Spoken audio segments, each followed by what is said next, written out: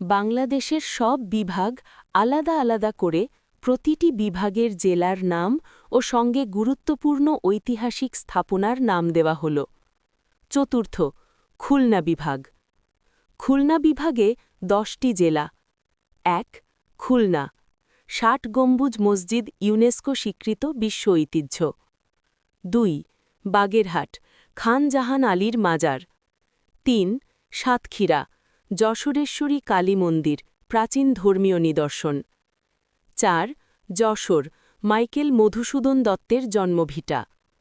৫. নড়াইল, সুলতান complex ঐতিহ্য। ৬.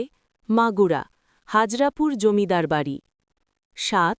ঝিনাইদহ, জোরবাংলা মন্দির ঐতিহ্য। ৮. কুষ্টিয়া, রবীন্দ্র কুঠিবাড়ি, বাংলা সাহিত্যের ঐতিহ্য।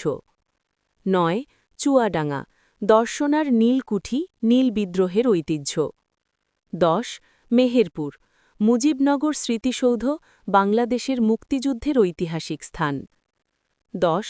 মেহেরপুর, মুজিবনগর স্মৃতিসৌধ।